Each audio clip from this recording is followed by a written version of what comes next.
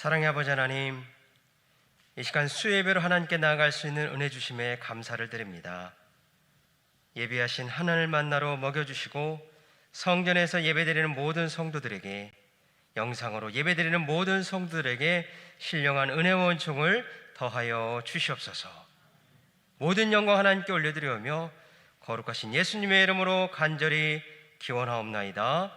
아멘. 다 같이 찬송가 445장 찬양 드리겠습니다.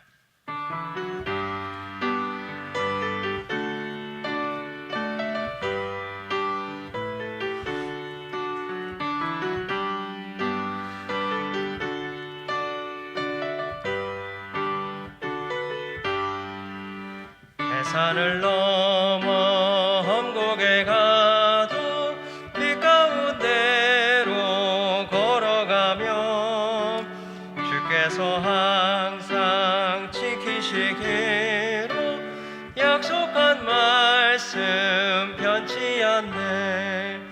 하늘의 영광 나의 맘속에 차고도 넘쳐 할렐루야를 힘차게 불러 영원히 주를 찬양하리. 캄캄한 밤에 다닐지라도 주께서 나의 길 되시고 나에게 밝은 빛이 되시니 길 잃어버릴 염려 없네. 하늘의 영광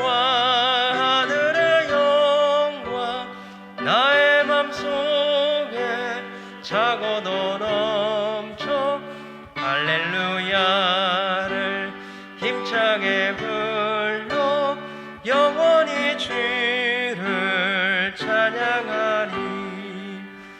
광명한 빛 마음에 받아 찬란한 천국 바라보고 할렐루야를 힘차게 불러 날마다 빛에 걸어가리. 하늘의 영광 나의 맘속에 차고도 넘쳐 할렐루야를 힘차게 불러 영원히 주를 찬양하리. 강영관 집사님께서 기도하겠습니다.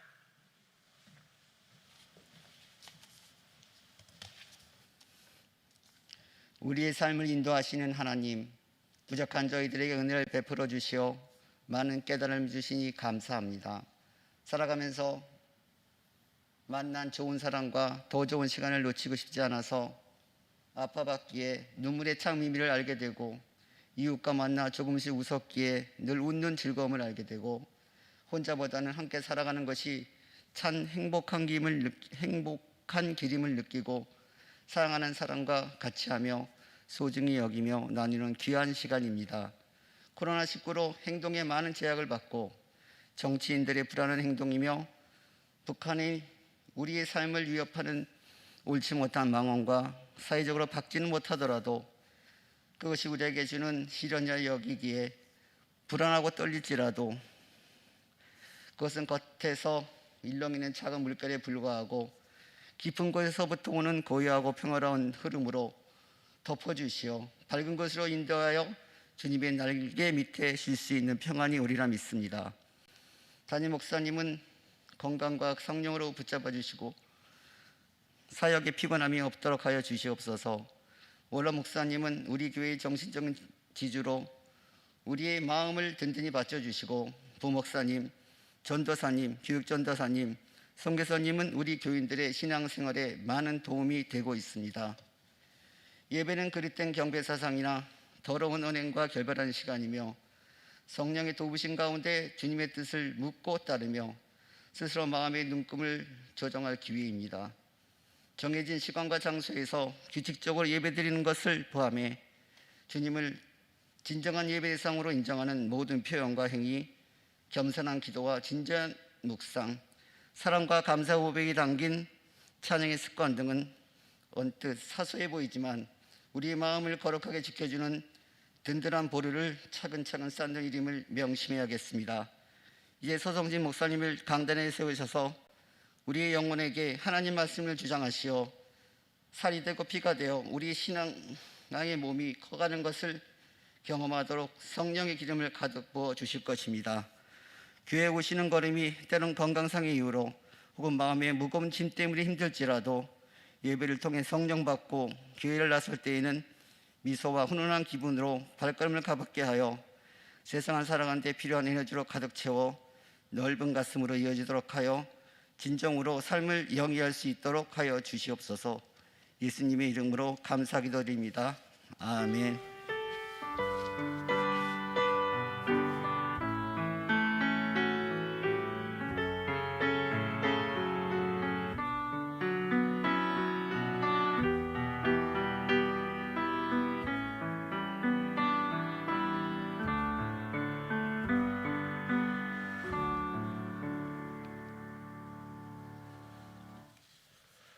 교회 소식을 전해드리겠습니다.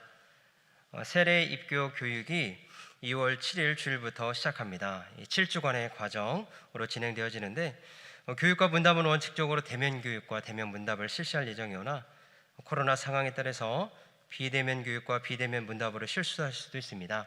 해당되시는 분들은 주위에서 많이 권면해 주셔서 세례 받으실 수 있도록 힘써 주시기를 부탁드립니다. 그 외의 소식은 주보를 참고해 주시기를 바랍니다. 이 시간 우리에게 주시는 하나님의 말씀은 출애굽기 2장 1절에서 10절까지의 말씀입니다. 출애굽기 2장 1절에서 10절까지 하나님의 말씀을 봉독하겠습니다. 레위 가족 중 한 사람이 가서 레위 여자에게 장가들어 그 여자가 임신하여 아들을 낳으니 그가 잘생긴 것을 보고 3달 동안 그를 숨겼으나 더 숨길 수 없게 되매 그를 위하여 갈대 상자를 가져다가 역청과 나무 진을 칠하고 아기를 거기 담아 나의 강가 갈대 사이에 두고 그의 누이가 어떻게 되는지를 알려고 멀리 섰더니 바로의 딸이 목욕하러 나일강으로 내려오고 시녀들은 나일 강가를 거닐 때에 그가 갈대 사이에 상자를 보고 시녀를 보내어 가져다가 열고 그 아기를 보니 아기가 우는지라. 그가 그를 불쌍히 여겨 이르되 이는 히브리 사람의 아기로다. 그의 누이가 바로의 딸에게 이르되 내가 가서 당신을 위하여 히브리 여인 중에서 유모를 불러다가 이 아기에게 젖을 먹이게 하리이까. 바로의 딸이 그에게 이르되 가라 하매 그 소녀가 가서 그 아기의 어머니를 불러오니 바로의 딸이 그에게 이르되 이 아기를 데려다가 나를 위하여 젖을 먹이라. 내가 그 삭슬 주리라. 여인이 아기를 데려다가 젖을 먹이더니 그 아기가 자라매 바로의 딸에게로 데려가니 그가 그의 아들이 되니라. 그가 그의 이름을 모세라 하여 이르되 이는 내가 그를 물에서 건져내었음이라 하였더라. 아멘. 이 시간 건져주심이라는 제의 말씀으로 하나님의 은혜를 전하겠습니다. 우리 옆에 계신 분과 이렇게 한번 눈으로 한번 인사하겠습니다. 주님이 함께 하십니다. 주님이 건져주십니다. 제가 좋아하는 성경 구절 중에 시편 107편 41절에 보면 이런 말씀이 쓰여져 있습니다. 시편 107편 41절 말씀입니다. 궁핍한 자는 그의 고통으로부터 건져주시고 그의 가족을 양떼같이 지켜주시나니. 41절 말씀에서 가장 좋은 단어, 제 눈에 제일 먼저 들어왔던 단어는 건져주시고 라는 단어입니다. 건져주시고. 하나님께서 우리의 궁핍과 우리의 고통으로부터 건져주실 줄로 믿습니다. 이 건져주심이라는 단어와 함께 가장 비슷한 동의어처럼 쓰인 말이 41절 말미에는 이렇게 쓰여 있습니다. 주시나니. 건져 주신다라는 것은 무슨 뜻이냐? 바로 지켜 주신다라는 것입니다. 하나님은 우리를 외면하지 않으십니다. 비록 우리가 혼자 있는 것 같고 외롭고 힘든 시간을 보낼 때에도 하나님은 그 자리, 그 시간, 그 순간 우리와 함께 해주시는 줄로 믿습니다. 목자 되신 주님께서 그 어떤 궁핍과 고통과 환난이 있더라도 우리를 그 속에서 건져주시고 우리와 함께 해주실 줄로 믿습니다. 어느 골동품 수지 많은 분이 계셨습니다. 오랜 시간 동안 모아왔기에 밖에서는 볼 수 없는 진귀하고 고풍스러운 골동품들이 그 집에는 꽤나 많이 있었습니다. 그러던 중에 그가 몇 개월 동안 집을 비울 일이 생겼습니다. 가장 큰 고민은 무엇이었을까요? 내가 생명처럼 소중히 여기는 저 수집품들이 도둑맞지는 않을까, 이 걱정이 가장 먼저 들었습니다. 도난 방지기도 설치하고 집을 지키는 무서운 개도 풀어놓았지만 마음에 안심이 되질 않았습니다. 왜냐하면 그 집에는 꽤나 값나가는 골동품들이 많이 있다는 사실이 이 업계에서는 꽤나 많이 알려지고 소문이 나 있었기 때문입니다. 며칠을 고민하던 끝에 그가 낸 아이디어는 이것이었습니다. 미술품을 파는 화방 가게에 가서 화가 지망생들, 아직 화가가 되지 못한 사람들이 습작으로 걸어놓은 아주 값싼 그림들을 여러 개 샀습니다. 그리고 집에 걸어놓고 그 그림 밑에다가 가격표를 붙여놓은 거예요. 불과 몇만 원, 비싸도 한 몇십만 원짜리 미술품 밑에다가 가격표를 수백만 원, 수천만 원이라고 가격표를 붙여놓았습니다. 그리고 그 사이사이마다 자신이 가장 아끼는 골동품을 놓은 후에 거기에다가는 몇만 원, 몇십만 원 가격표를 붙여놓은 것입니다. 몇 개월간 집을 비우고 나서 돌아왔더니 정말 도둑이 들어와서 그 집에 있는 골동품들, 그 모든 집안에 있는 물품들을 손을 탄 흔적들이 있었습니다. 살펴보니까 그 집주인이 떠나기 전에 값싸게 붙여놓은 몇백만 원짜리, 몇천만 원짜리 그림들만 훔쳐간 것입니다. 아무 가치 없는 미술, 화가의 지망생들이 그린 습작품들만 하나같이 다 사라졌던 것입니다. 가짜 그림 훔치기 위해서 목숨 걸고 그 집에 들어왔는데 알고 보니까 모두 모조품들, 최고로 비싼 건 줄 알았는데 알고 보니 다 가짜였습니다. 도둑이 나중에 그 사실을 알았다면 얼마나 허망했을까요? 물론 이 이야기는 지어낸 이야기일 것입니다. 그러나 우리가 꼭 손에 쥐고 살아는 것이 이와 같을 때가 있습니다. 정말 가치 없는 것인데 최고의 가치인 것처럼 여기면서 우리는 목숨 걸고 그곳에 달려갑니다. 세상 사람들이 최고의 가치라고 가격표 붙인 곳에 마음을 뺏기는 거예요. 최고의 인기, 최고의 수익, 최고의 스펙. 그런데 이것들은 알고 보면 세상에서 붙여놓은 가짜 가격표일 뿐입니다. 모든 힘을 다해서 그것 얻으려고 뛰어왔는데 긴 인생의 의미에서 보았을 때 그것이 물거품과 같은 가짜였다면 얼마나 인생이 허무하겠습니까? 홍수의 시대일수록 진짜 마실 물이 없다고 합니다. 이유인즉슨 홍수로 인해 온 천지가 물이 가득했지만 그 물들이 다 오염되었기에 마실 물은 없는 것입니다. 이런 때일수록 우리는 진짜와 가짜를 분별해야 합니다. 내 인생의 진짜 주인은 누구신가? 내 인생의 진짜 생명은 무엇인가? 모든 것이 다 막히고 모든 것을 다 잃었을 때는 그 무엇보다도 본질을 추구해야 합니다. 진짜 생명, 진짜 주인. 이 수예배의 시간이 세상에 분주했던 신경은 잠시 끄고 예배드리는 이 시간만큼은 성경이 증거하는 진짜 가치, 진짜 생명, 하나님 만나는 복된 시간 되기를 주님의 이름으로 축복드립니다. 저를 따라서 이렇게 한번 고백하겠습니다. 내 인생의 주인은 하나님이십니다. 내 인생의 진짜 주인은 내가 아니라 바로 하나님이십니다. 어제나 오늘이나 내일이나 내 인생은 내 것이 아니라 하나님 손에 붙들리는 것입니다. 이 고백이 저와 여러분들의 고백되기를 간절히 소원합니다. 오늘 설교 제목은 건져주심입니다. 건져주심. 이 건져주심의 뜻은 어려운 상황에 빠져 있는 사람 혹은 나라를 구해주다라는 간단한 뜻을 가지고 있습니다. 물에 빠진 사람을 구해주는 것도 건져주는 일입니다.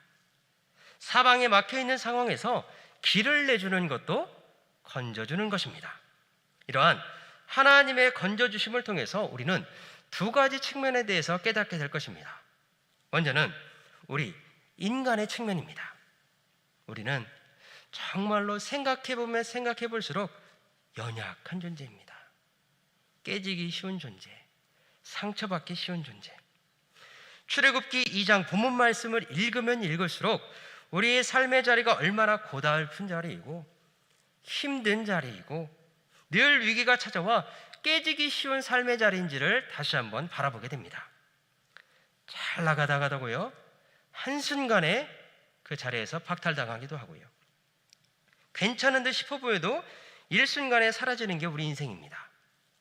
수많은 장애물도 있고 수많은 공격도 있고 수많은 고난이 서려 있는 것, 그게 바로 인생입니다. 인생을 살아가다 보면 내 힘으로는 해결할 수 없는 문제들이 불쑥불쑥 찾아오는 것입니다. 질병도 그렇고 경제적인 문제도 그렇고 인간관계도 그렇고 내 힘으로 풀 수 없는 그런 막중한 일들이 우리 인생에 찾아오는 것입니다. 그때에 내가 알고 있었던 지식과 내가 해오던 방식과 내가 경험했던 그 모든 노하우로 뚫고 갈 수 없는 상황에 처했을 때가 있는 것입니다. 코로나로 더 그래진 것 같아요. 그때마다 느끼는 감정은 우리는 참으로 강한 것 같지만 위약하다. 우리는 정말로 많은 것을 알고 살아가는 것 같지만 정말로 무지하고 연약한 존재인 것을 깨닫게 됩니다. 또 한 측면은 하나님의 측면입니다. 하나님의 위대하심. 이 출애굽기 2장 말씀을 읽으면 읽을수록 보이지 않지만 분명히 살아계시는 하나님을 볼 수 있습니다. 이 일은 하나님 없이는 설명이 안 되는 일, 이러한 사건들이 본문 가운데 가득히 기록되어 있는 것입니다. 그냥 웬만한 일이어서 내가 조금 노력하고 내가 조금 번뜩이는 아이디어를 이용해서 풀어나갈 수 있는 문제라면 굳이 하나님까지 떠올리지 않을 수 있었을 것입니다. 그런데 오늘 본문 말씀은 하나님이 없이는 해석 안 되는 일들이 연속적으로 이어집니다. 게다가 이 일이 우리의 예상과는 전혀 다르게 엄청 확장되어지더라는 거예요. 이런 인도하심을 보면서 우리는 이 한 가지 사실을 깨닫게 됩니다. 이 일은 인간의 노력도 인간의 계획도 아닌 하나님의 위대하심이다. 하나님의 위대하심. 이 건져주심 속에 담겨져 있는 이중적 의미, 주님, 우리는 연약합니다. 주님은 언제나 위대하십니다. 이 두 가지 의미를 잘 기억하면서 오늘 본문 말씀을 차근차근 한번 살펴보도록 하겠습니다. 오늘 말씀은 이해하는 것도 중요하지만 이 속에서 저와 여러분의 인생을 건져주시는 하나님의 계획을 깨닫는 것이 더욱더 중요합니다. 함께 예배드리는 모든 성도님들, 영상으로 예배드리는 모든 성도님들이 오늘 예배 시간을 통하여서 하나님의 건져주심의 은혜를 직접적으로 체험하시기를 주님의 이름으로 축복드립니다. 10절밖에 안 되는 짤막한 분량이지만 그 속에 담겨져 있는 건져주심의 은혜는 바로 이것입니다. 첫째로, 내가 아무리 신앙으로 살아도 위기를 만날 수 있다는 것입니다. 본문 출애굽기 2장 1절 말씀입니다. 우리 1절 말씀 화면을 보고 같이 한번 읽어보도록 하겠습니다. 시작.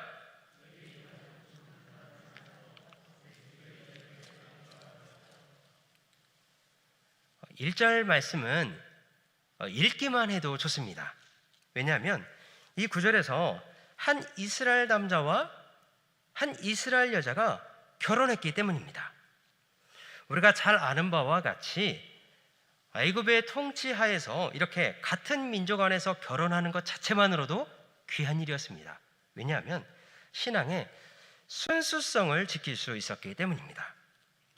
뿐만 아니라 이 1절 말씀에 보면 이들의 지파가 소개되어져 있는데 레위 가족, 레위 여자라는 말씀을 통해서 이들은 레위 지파였다라는 것을 우리가 확인해 볼 수 있습니다.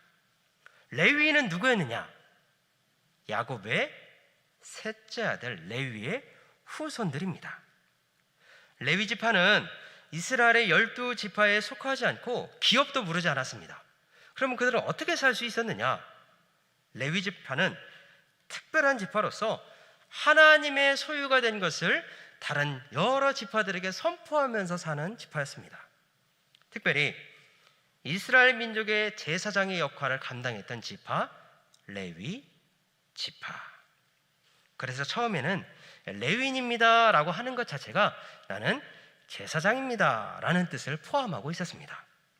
한마디로 하나님의 소유가 된 레위 지파에 속한 남자와 여자가 만나서 결혼하여 행복한 가정을 일구고 있었다.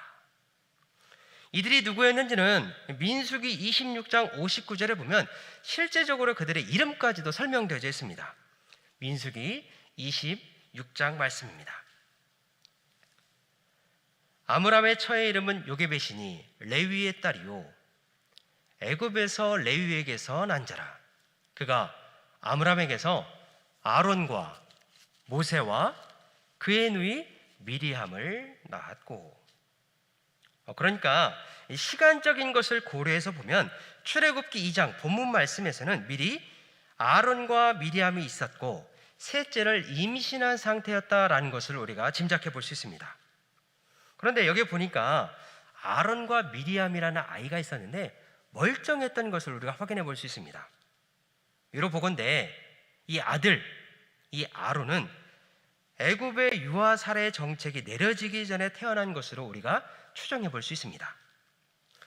아므람과 요게벳의 가정, 그들은 성경의 여러 곳에서 소개하는 바와 같이 정말로 신앙적인 본이 되는 과정이었습니다. 우리가 잘 아는 바와 같이 노예의 신분이었음에도 불구하고 그들은 신앙에 그 무엇보다도 순수성을 지키기 위해서 무진회를 썼습니다. 그들의 신앙이 본이 되는 이유는 바로 이것에 있었습니다. 그들은 그 무엇보다도 믿음 제일주의, 믿음 중심으로 가정을 일구었던 것입니다.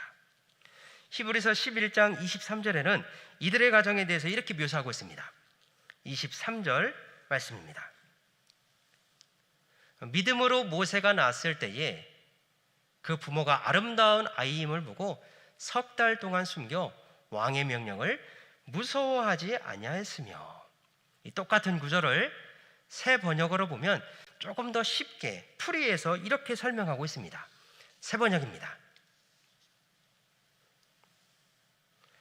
모세가 태어났을 때에 믿음으로 그 부모는 석 달 동안 아기를 숨겨 두었습니다.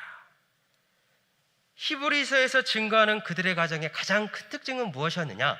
화면에 보는 밑줄 친 저 단어 안에 숨겨져 있습니다. 바로 믿음으로. 당시 시대는 믿음을 권하는 시대가 아니었습니다. 믿음을 핍박하는 시대. 믿음을 밝히면 그 어떤 핍박과 그리고 고난과 고통을 감내해야 될 때가 바로 이때였습니다. 히브리인들의 아들이 태어나면 죽이라는 믿음의 핍박 시대에서도 그들은 성경이 증거하는 믿음의 가정을 계속 유지해갔다는 것입니다. 또한 그들은 영적인 감수성이 있는 가정이었습니다. 아므람과 요게벳은 모세를 보고 그 아이가 너무나 예뻐 보였습니다. 아름다운 아이인 것을 직감했습니다. 아기인데도 너무나 준수하게 생겼고 너무나 잘생겼다는 거예요. 물론 누구나 자기 아기가 다 예뻐 보입니다. 저희 집에도 아이가 셋 있는데 첫째는 첫째대로 예쁘고 둘째는 둘째대로 예쁘고 셋째는 입당할 때 태어났는데 그새 말이 많이 들었다고 저한테 재롱도 부리고 말도 하는 그 모습을 보면 여간 예쁜 것이 아닙니다. 뭐 고슴도치도 제 자녀는 뭐 예쁘다고 하는 것과 같이 저도 제 아이가 세 자녀인데도 각각 예쁜 구석이 다 있더라고요. 그런데 아므람과 요게벳이 아이의 얼굴을 보고 잘생겼다 하는 이 말은 외모적으로 잘생겼을 뿐만 아니라 그 이상의 의미를 담고 있습니다. 원어적으로 보면 조금 어려운 단어인데 토부라는 단어가 쓰여졌습니다. 토부. 이 단어가 어디에 쓰인 단어이냐? 바로 창세기에 쓰인 단어입니다. 창세기에 쓰인 단어 토부. 우리가 많이 들었을 것입니다. 여러 번 들었을 거예요. 가장 익숙한 단어 바로 하나님이 보시기에 좋았더라. 이게 바로 토부라는 단어입니다. 이 토부라는 단어가 그대로 여기에 쓰여져 있는 거예요. 그래서 그런지 사도행전 7장 20절에 보면 모세에 대해서 이렇게 설명해 주고 있습니다. 사도행전 7장 20절 말씀입니다. 그때 모세가 났는데 하나님이 보시기에 어떠한지라? 아름다운지라. 그의 아버지의 집에서 석 달 동안 길리더니.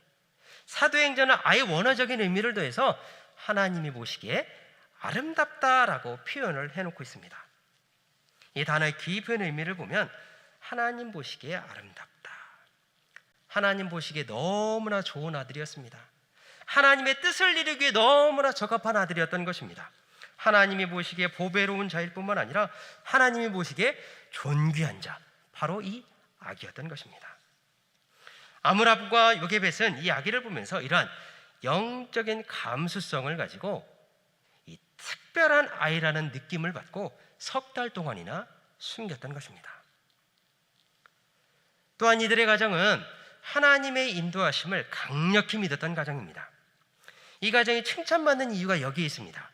이 부분은 하나님의 인도하심을 확실히 믿고 사람적인 생각으로, 인간적인 생각으로는 할 수 없는 중대한 결정을 하게 되는데, 이 결정이 본문 출애굽기 2장 3절에 이렇게 쓰여져 있습니다. 출애굽기 2장 3절 말씀입니다. 더 숨길 수 없게 되매 그를 위하여 갈대 상자를 가져다가 역청과 나무 진을 칠하고 아기를 거기 담아 나일 강가 갈대 사이에 두고. 우리가 잘 아는 바와 같이 모세를 갈대 상자에 담아 나일강에 띄웠다는 것입니다. 잠깐 한번 생각해 보겠습니다. 믿음으로 나았고 분명한 그 나라에 중대한 법과 명령이 있었음에도 불구하고 영적인 감수성을 가지고 특별한 아이라 하여 석 달 동안 숨겨둔 아이입니다. 그 아이를 내 품에서 나일강가로 띄우려고 할 때에 그 결단은 절대로 쉬울 결단이 아니었을 것입니다. 하나님의 인도하심을 믿지 않았다면 아예 처음부터 시작도 안 했을 거예요. 그런 그들이 이제 딱 3개월 된 아기를 갈대 상자에 담아 나일강에 띄웠다.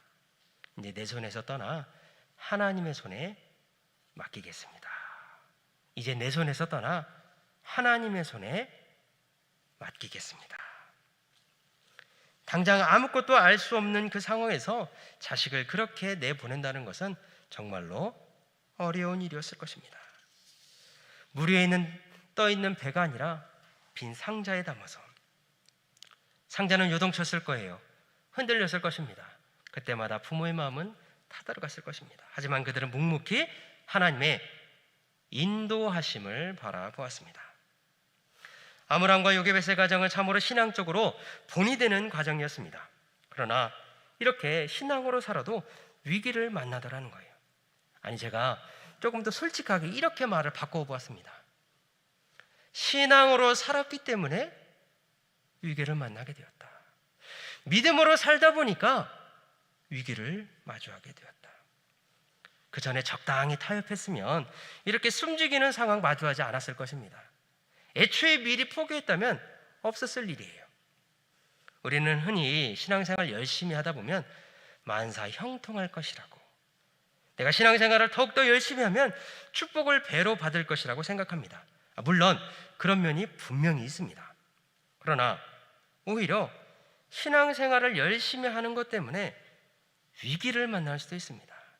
내가 특별한 결단과 결심을 하여서 하나님 앞에 바로 서려고 하는 그 순간 위기를 마주할 수도 있다는 거예요. 신앙생활을 열심히 하는 것 때문에 위기를 만난다. 이것을 요즘 저희들은 몸으로 체감합니다. 교회 다니는 것 하나만으로도 때로는 세상으로부터 지탄을 받기도 합니다. 뉴스를 보면은 그런 뉴스들이 주를 이룹니다. 자, 그렇다면 신앙생활은 무의미한 것일까요? 그렇다면 우리는 늘 일상생활 가운데 맞이하는 위기 가운데서 늘 의기소침해야 할까요? 아닙니다. 절대로 아니라는 거예요. 건져주심의 은혜는 절대로 위기에서 끝나지 않습니다. 건져주심의 은혜는 무엇이냐? 둘째로 하나님은 그 위기의 순간에 의외의 인물을 통해서라도 역사를 하신다는 거예요. 우리 본문 출애굽기 2장 5절 말씀은 우리 화면을 보고 성경 구절을 같이 한번 읽어보도록 하겠습니다. 우리 출애굽기 2장 5절 말씀입니다. 시작.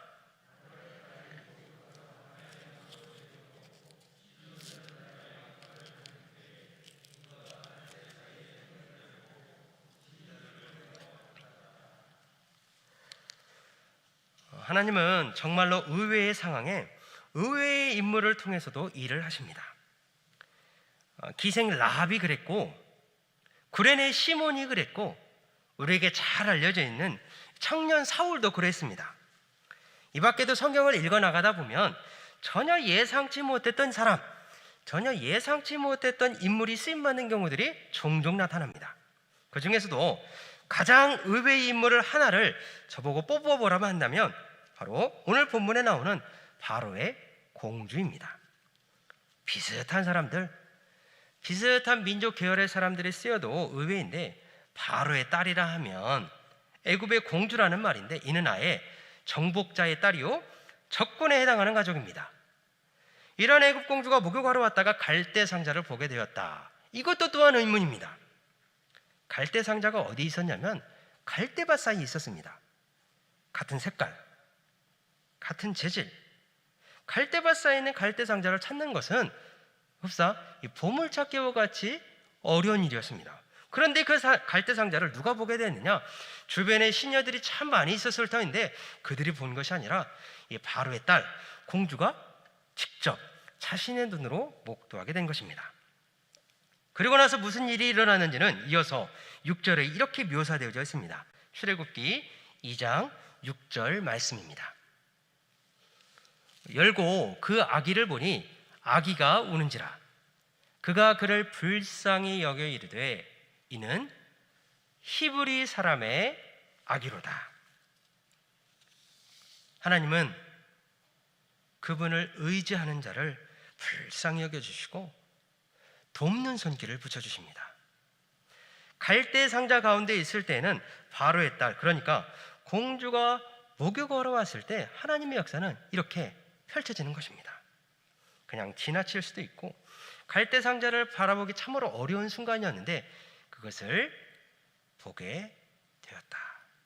그런데 재미있는 것은 그 상자를 열어보고 애굽의 공주와 그 아기의 시선이 마주치는 그 순간 아기가 울기 시작합니다. 정말 각본 없는 드라마. 나일강에 대해서 잠깐 한번 생각해 보겠습니다.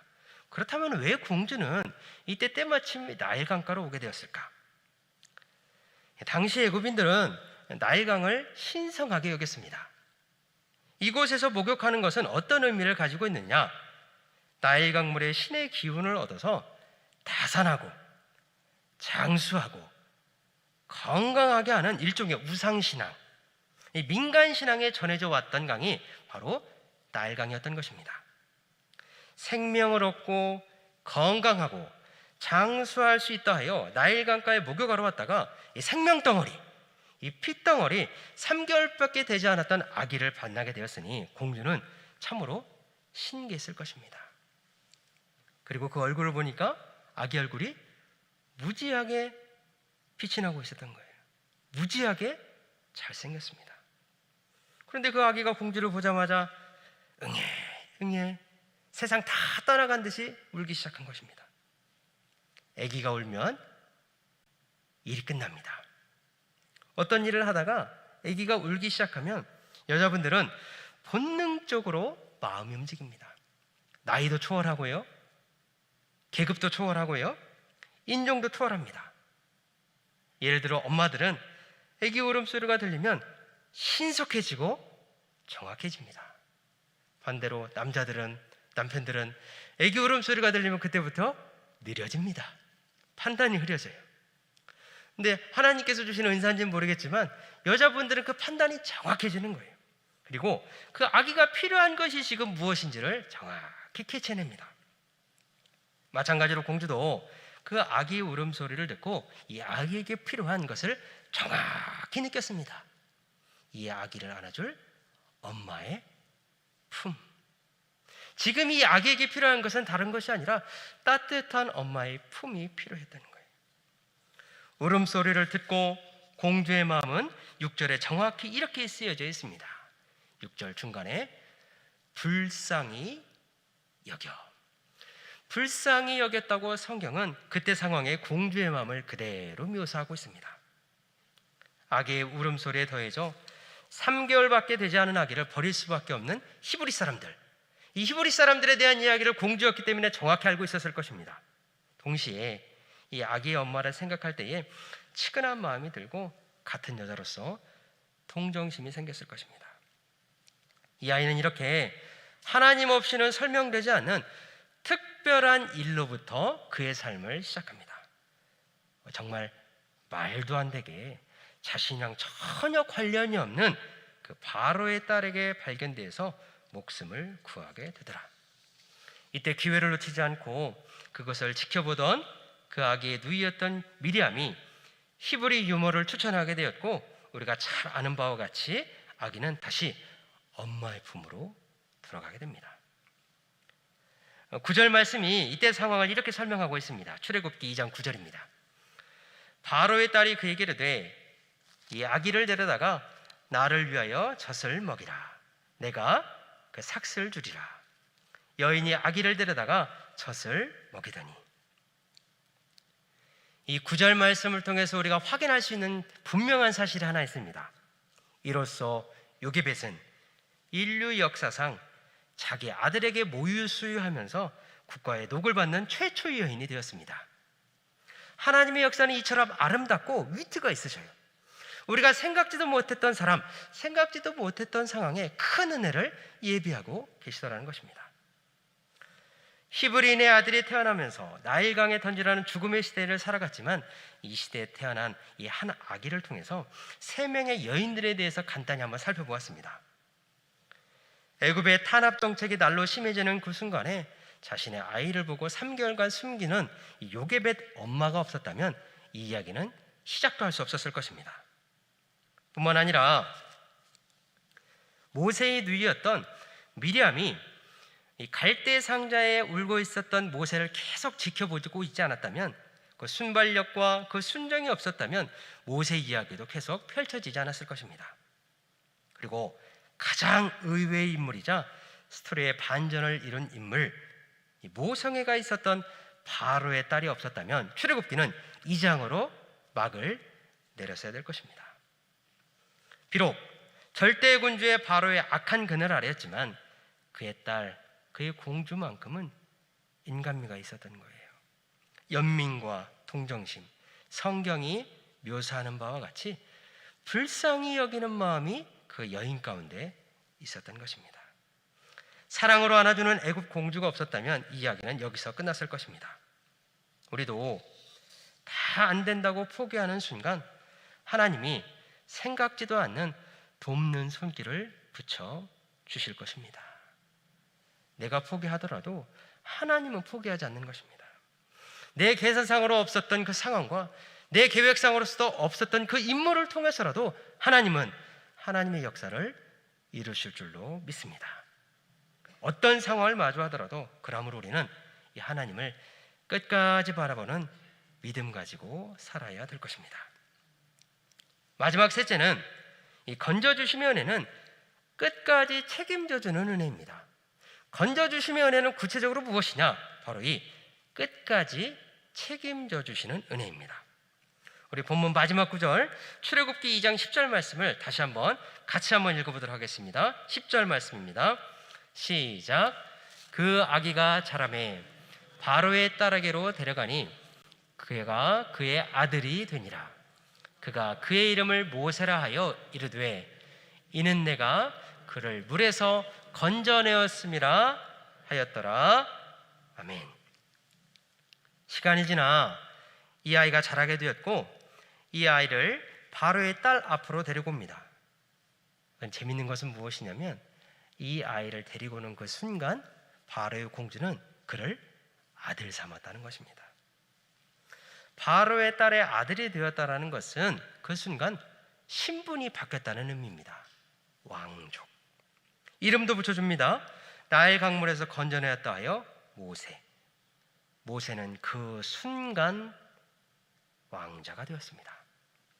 당시 앞서 했던 애굽의 학문과 무예와 지식을 섭렵하게 되었습니다. 이로써 출애굽기에서 처음으로 모세라는 이름이 등장하게 되었고 하나님은 그를 끝까지 책임져 주신다는 신호와 사인을 이어서 계속 출애굽기에서 보여주시고 계십니다. 하나님의 건져주심의 은혜는 절대로 일회용이 아닙니다. 하나님은 일회성으로 어떠한 위기를 모면하기 위해서 은혜를 주신 것이 아니라 하나님의 완벽한 그 계획과 하나님의 완벽한 그 뜻을 이루시기 위해서 그 위기를 넘기면 하나님이 예비하신 더 큰 은혜가 기다리고 있는 것입니다. 제가 오늘 본문 말씀을 읽으면서 이 본문 가운데 느껴지는 하나님의 건져주심의 은혜에 대해서 쭉 한번 적어보게 되었습니다. 짧은 본문이지만 이 건져주심의 은혜가 몇 가지나 될까 한번 적어본 것입니다. 첫째, 당시 가장 강력한 왕의 법에서 건져주심. 둘째, 유아 죽음에서부터 건져주심. 셋째, 나일 강에서 건져주심. 넷째, 그대로 컸으면 100% 노예 신분입니다. 노예 신분에서 건져주심. 다섯째, 주변 사람들의 시기 질투 속에서 건져주심. 여섯째, 목숨만 부지해도 감사한데 왕자로 건져주심. 그리고 일곱 번째, 최고의 지식들을 배움으로써 이름대로 살 수 있도록 건져주심. 그런데 재미있는 것은 이 과정 속에서 모세가 한 일은 없습니다. 보이지 않는 손만 있을 뿐인 거예요. 보이지 않는다고 없는 것은 아닙니다. 예를 들어 볼까요? 바람, 보이지 않지만 느낄 수 있습니다. 온도, 보이지 않지만 동일하게 느낄 수 있습니다. 사랑, 보이진 않지만 우리는 다 느낄 수 있습니다. 이렇게 보면 보이지 않는 것들 중에서 위대한 것들이 참으로 많이 있습니다. 하나님의 손도 보이지 않습니다. 보이지는 않지만 때마다 시마다 사람들을 보내주셔서 주의 자녀들을 지켜주시더라는 거예요. 가장 가까이 있는 사람도 나의 형편과 나의 어려움과 나의 힘듦을 모를 수 있습니다. 그러나 하나님은 우리의 모든 상황과 모든 형편을 처음부터 끝까지 다 아시는 주님이신 줄로 믿습니다. 오늘 말씀의 결론입니다. 신앙생활이란 무엇이냐? 신앙생활이란 과연 무엇이냐? 바로 하나님의 건져주심입니다. 하나님의 건져주심. 첫째로 이렇게 신앙을 잘 살아내더라도 우리는 살면서 위기를 만날 수 있습니다. 둘째로 그때마다 하나님은 하나님의 뜻을 이루시기로 작정하셨다면 의외의 사람을 들어 쓰시더라도 그 뜻은 분명히 이루실 것입니다. 마지막 셋째로 이 건져주심의 은혜는 한번 그 위기를 잠깐 모면하기 위해서 주시는 것이 아니라 그 뜻을 완성하시기 위해 끝까지 책임져 주시는 은혜인 것입니다.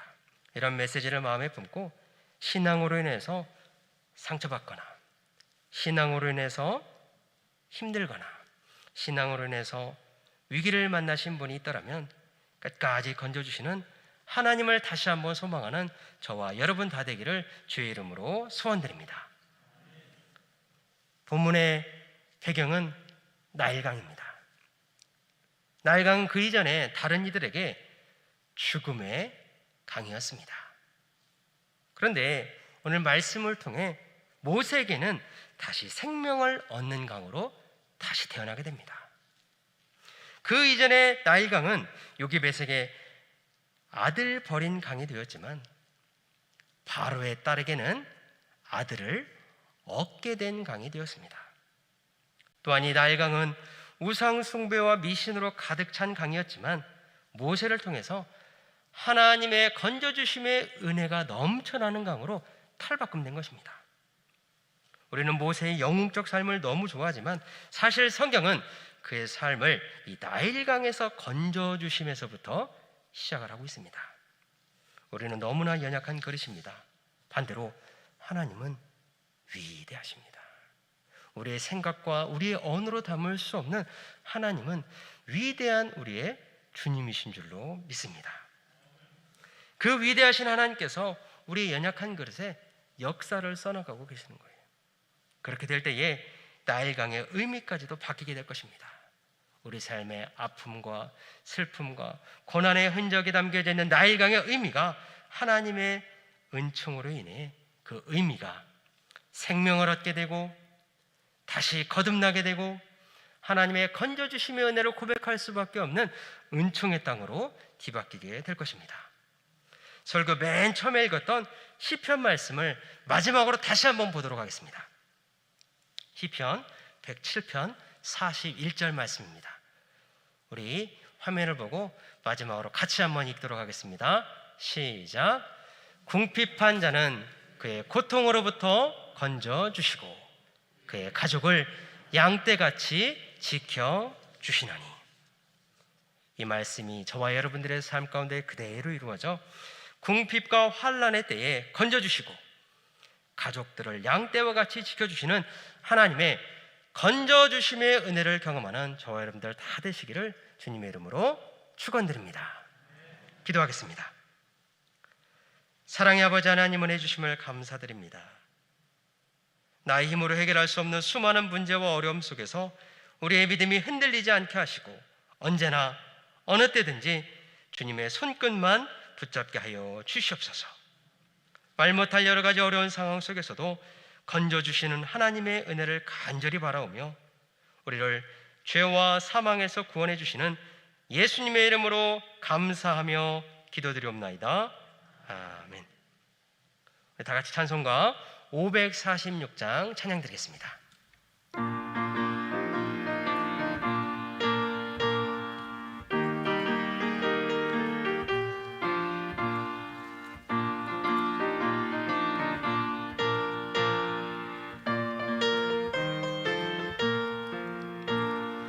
주님 약속하신 말씀 위에서 영원토록 주를 찬송하리라.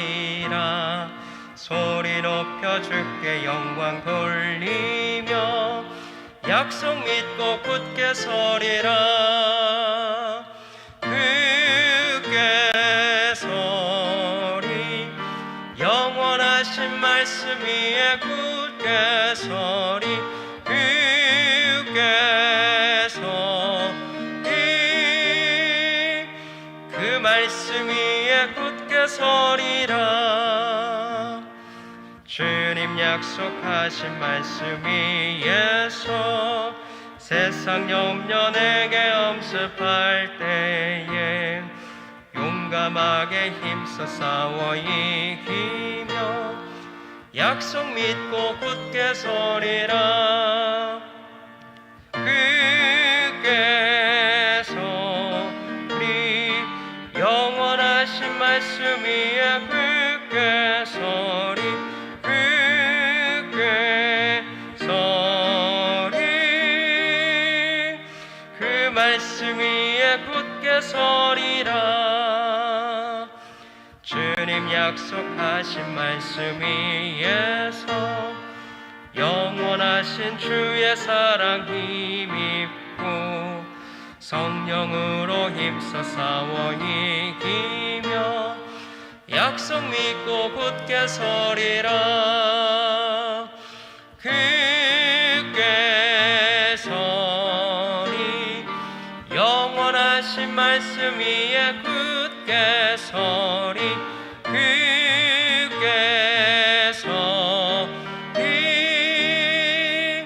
그 말씀 위에 굳게 서리. 서리라. 주님 약속하신 말씀이 해서 성령 인도하는 대로 행하며 주님 품에 항상 안식 얻으며 약속 믿고 굳게 서리라.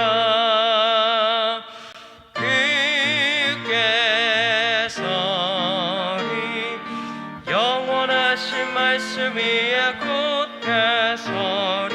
굳게 서리 그 말씀 위에 굳게 서리라. 오늘 주신 말씀 생각하면서 우리 잠시 합심하여 기도하겠습니다. 그 어떤 위기와 환난 속에서도 하나님의 건져주심의 은혜를 사모하며 약속 믿고 굳게 살겠습니다. 우리 잠시 기도하겠습니다.